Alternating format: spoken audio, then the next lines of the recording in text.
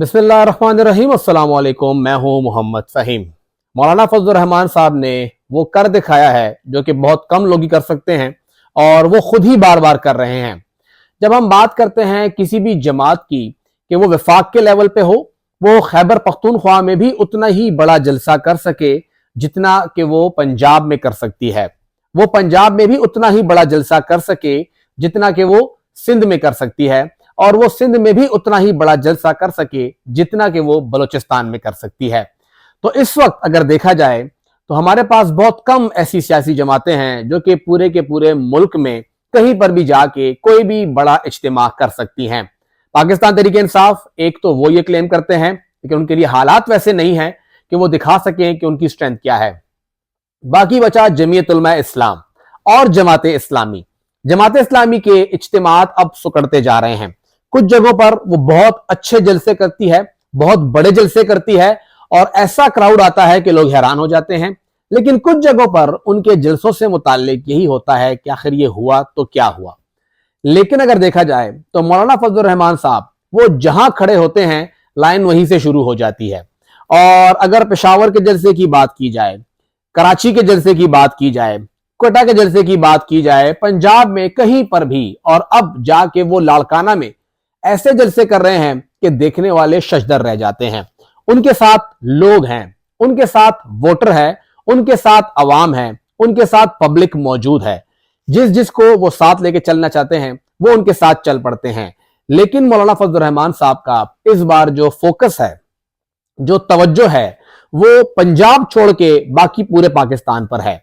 जमीयत उलमा इस्लाम ने इस वक्त जो उनका प्लान चल रहा है, या जितनी अभी तक हमें इत्तलात आ रही हैं, वो ये है कि खैबर पख्तूनख्वा की हुकूमत तो उन्हीं की होनी चाहिए।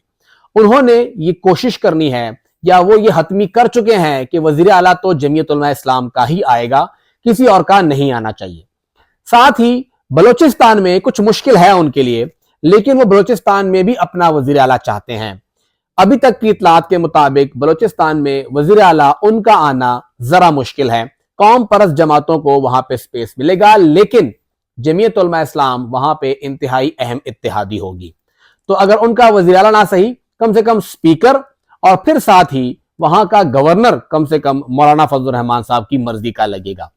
तो दोनों हुकूमतें इस वक्त मौलाना फजलुर रहमान साहब बहुत ही, आप कह सकते हैं कि फ्रंट फुट पर हैं कि इन हुकूमतों को वो अपने साथ मिला सके और अपनी मर्जी की हुकूमत बना सके। साथ ही वो अपनी इस जमात की चादर फैलाना चाहते हैं पाकिस्तान के दूसरे कोने में। सिंध इस वक्त उनका टारगेट है, और सिंध में जमीयत उलमा इस्लाम को बहुत ही ज्यादा फर्टाइल मौका मिल रहा है।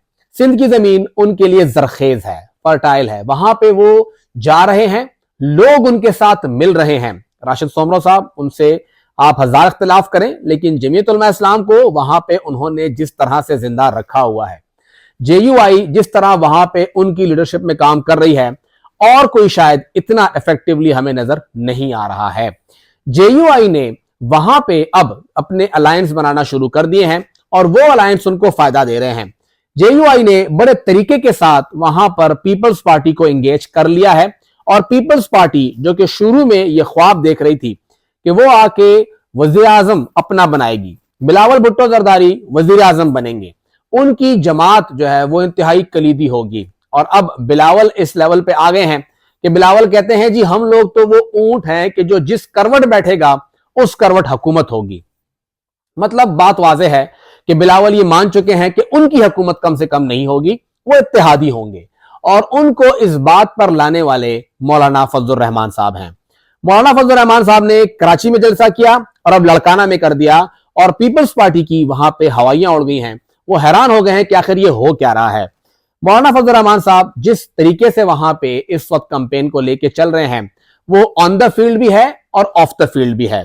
इस वक्त वहां पे उन्होंने पीपल्स पार्टी को ऐसे एंगेज किया है कि इंटीरियर सिंध के अंदर उन्होंने अपनी जमात, अपने लिए MPAs और MNAs के जो ओहदे हैं, जो मुख्तलिफ हल्के हैं, उनको टारगेट किया हुआ है, और अपने साथ इलेक्टेबल्स इकट्ठे कर लिए हैं, और अपना हर हल्के में 2000, 4000, 10,000 का वोट उनको देने के लिए तैयार हैं।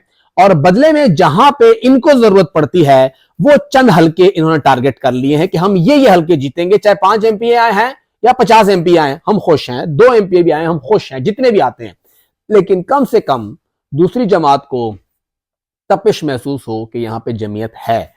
साथ ही मुस्लिम लीग नून ने वो उन्होंने पकड़ लिया है मेन जो सिटी एरिया है, जो शहरी इलाके हैं सिंध के, वो स्पेसिफिकली कराची, उन्होंने MQM को स्पेस दे दी है कि आप जो करना चाहे वो करें और पीपल्स पार्टी और आपके दरमियान हम लोग कम से कम रुकावट नहीं बनेंगे।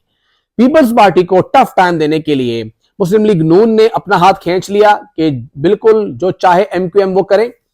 मुस्लिम लीग नून ने MQM को स्पेस दिया और साथ ही मौलाना फजल रहमान साहब को ये पूरे के पूरे इंटीरियर सिंध में या देही इलाकों में स्पेस मिल गया। इन दोनों ने अब पीपल्स पार्टी के लिए मसाइल खड़े करने शुरू कर दिए। गो कितने आसान नहीं है, पीपल्स पार्टी वहां पे 3 बार हुकूमत कर चुकी है। वहां का AC, DC, कलेक्टर, पटवारी, वहां पे TMO, वहां पे DEO, ये सब के सब इस वक्त जियाले हैं। लेकिन इन सब के होते हुए भी मजा तो तभी आता है कि आप शेर के मुंह से नवाला छीन के ले आए। इस वक्त पीपल्स पार्टी को वक्ता पड़ गया है कि हम वहां से ना निकलें। क्वेटा में उन्होंने यौम तासीस का जलसा किया, सबको पता है वो कितने पानी में थे। खैबर पख्तूनख्वा बिलावल आए, वो देख चुके हैं कि खैबर पख्तूनख्वा में वो कहां खड़े हैं, तो अब दोबारा वो सिर्फ कंपेन करने ही आएंगे, बाकी उन्होंने कुछ यहां से उम्मीदें नहीं लगाई। पंजाब में वो पांव फैलाना चाहते थे, पंजाब वो कंट्रोल करना चाहते थे, लेकिन मौलाना फजल रहमान साहब ने एक ऐसा हुक्का पानी दम करके दे दिया है कि पीपल्स पार्टी के लिए अब सिंध बचाना जो है वो जरूरी हो गया है, चाहे जैसी भी हो लेकिन उनकी हुकूमत हो। साथ ही देखा जाए तो मौलाना साहब एक ऐसे तरीके की सियासत करते हैं कि उनके मुखालिफिन भी उनको साथ लेके चलने पे मजबूर हो जाते हैं। तो अगर वहां पे पीपल्स पार्टी अकेले हुकूमत नहीं बनाती तो ऐन मुमकिन है कि हमें JUI वहां पे पीपल्स पार्टी की इत्तेहादी ही नजर आए और कोई रास्ता निकल आए और फिर वो इकट्ठे काम करें, इकट्ठे आगे बढ़े, सिंध की तरक्की भी करें। तो इस वक्त मौलाना फजल रहमान साहब खैबर पख्तूनख्वा और बलोचिस्तान पे बड़ी हद तक श्योर हैं कि यहाँ कोई मसला नहीं है, ये सब कुछ हाथ के नीचे है। वो सिंध की तरफ जा रहे हैं कि सिंध में अपने आप को कम से कम दिखा दें कि ये हम हैं, पार्टी है, आहिस्ता आहिस्ता आगे बढ़ेगी। इस इंतखाब में अगर बड़ी कामयाबी नहीं भी होती तो अगले इंतखाब के लिए कुछ कंपेन, कोई रास्ता बनेगा।